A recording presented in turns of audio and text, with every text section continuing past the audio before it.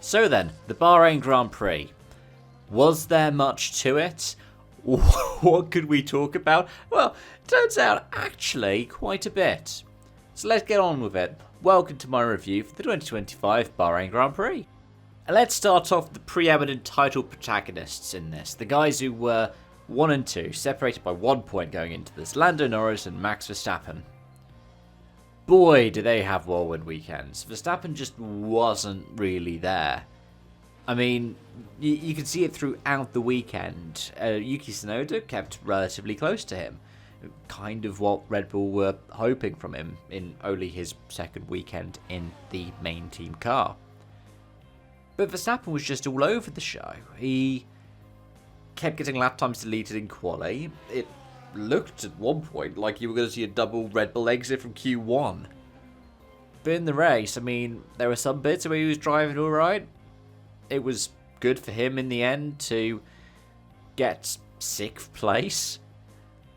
But he was outclassed by so many other drivers, by Ferraris running an unsatisfactory hard tyre, by Kimi Antonelli, who, granted the result doesn't show it, but was in fine form for most of the weekend. It was just bewildering.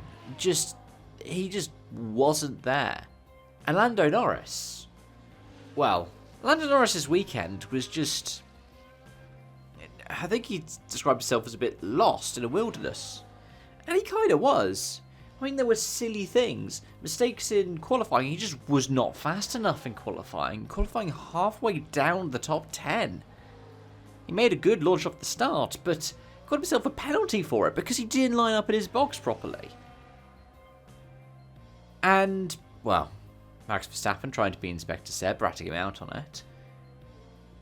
It's impressive that Norris got to within 16 seconds of Piastri at the end of the race, yeah. But he wasn't able to pass George Russell, who was losing his dashboard and had a broken DRS.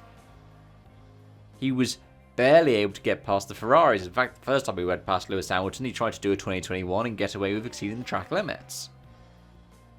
Yeah, it was just a clumsy weekend, and what it's meant is that Oscar Piastri is now in second place of the championship, 3 points behind his teammate. He did a great job. There's no other way to say it. Piastri was pretty much faultless the entire weekend. Well done by him. But there were faults galore for so many different drivers. Carlos Sainz had such a messy day. I would say that DNF was almost entirely self-inflicted. Was it the damage that came off from Tsunoda? I don't know. But that's what Martin Brundle and David Croft speculated it was. Either way, that was entirely of his own doing. The ridiculous send he did from locking up, which put Kimi Antonelli out of kilter. That was entirely of his own doing as well. He just has not gelled with that Williams to start the season. I don't know if that whole, he's in the 2024 chassis thing actually holds up any weight. I haven't, to be honest, really bothered to go and verify it. But it can't just be that. It really can't. And with that, Liam Lawson getting 15 seconds worth of time penalties for 2 separate instances where he caused a collision. It's just so rookie, and I know it is his rookie full season, but these are just rookie mistakes. It's impressive that after 15 seconds of penalties, that dropped him from 13th and ahead of his teammate Isaac Hadjar to just about clear of Lance Stroll. That he was still able to stay just about clear of Lance Stroll. But it just wasn't there. The amount of drivers at the same time who picked up so many black and white flags for track limits, and Jack Doohan picking up a 5-second penalty. I mean, it dropped him 1 place in the end. But Doohan was actually performing alright. Up until, I'd say, probably the second half of the race, that safety car, which I'll talk about in a moment. But yeah, it just seemed so bizarre. The track limit stuff. You think about that more of, what's the one? Cota gets the moniker Circuit the Track Limits. don't usually associate Bahrain with that to the same degree. Which reminds me, at the Bahrain Grand Prix, they decide to widen the exit line for turn 4 because you have to keep tyres within the white lines to not get a track limits penalty. And as a result, you saw so many drivers exploiting it. Is that fair? Because at the end of the day, if you're struggling so much to keep it inside the track limits that you are having to go and ask for the track limits to be extended, surely that's a skill issue on the driver's part?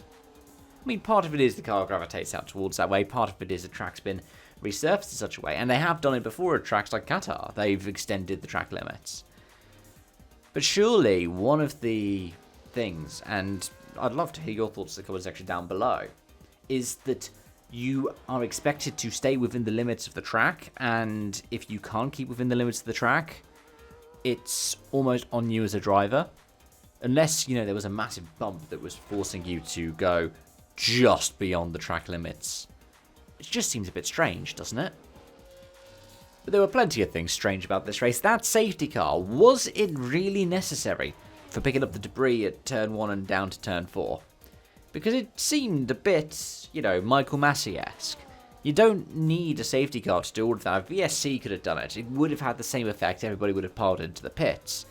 But it wouldn't have necessarily neutralised the race in the same way. It felt a bit like them doing it for a show. It's not like NASCAR where you get the allegations of phantom cautions for debris on the track and they never find it. But it did seem a bit overkill when they decided that they were going to just go, okay, we will throw a yellow flag for debris and put a full safety car out. Not even try a VSC or do VSC to full safety car. Anyway, some other standout performers. The former Alpine duo, Pierre Gasly got 7th place. Esteban Ocon, who did his best Nikita Mazepin impression in qualifying, got 8th. Ollie Behrman got 10th, which is a good job for him, and between the two houses, Yuki Tsunoda, who I think did do really well to get there. But well done to Ocon for starting 14th, thanks to, again, another weird stewarding call. The one to take away Hulkenberg's Q1 lap in Q3. It just, it was a strange weekend and produced some strange results. Anyways, let's talk through the standings. The driver standings up first, and the top 10 in the driver standings is so bizarre. Norris leads Piastri by 3 points, even though there's been all of these different whirlwinds, ups and downs over the course of the season so far. Max Verstappen is still in 3rd, only 8 points off the championship lead. George Russell in 4th from Leclerc, from Andrea Kimi Antonelli in 6th, who's ahead of Lewis Hamilton by 5 points. And then the top 10 is rounded out by Alex Albon, Pierre Gasly, and Lance Stroll. Lance Stroll, who finished 20th in Japan, and in this Grand Prix was only able to beat Gabriel Bortoleto. In the manufacturer's standings, it's McLaren leading Mercedes, and it's 151 to 93 in terms of points. Red Bull is now behind Mercedes by 22 points, whilst Ferrari has closed the gap to Red Bull down to 14. And then there is quite a big gulf behind them for the remaining teams. Though, interestingly, Alpine have finally scored. That 7th place for Pierre Gasly has tied them with Kick Sauber, and actually, because of the countback and the fact that Alpine got 11th place in the Australian Grand Prix, they're ahead of Sauber.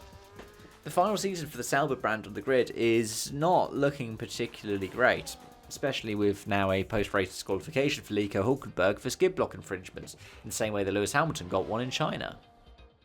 Anyways, those are my thoughts, feelings, and observations. Let me know yours in the comment section down below. Thank you so much for watching and joining, folks, and until next time, it's bye-bye for now.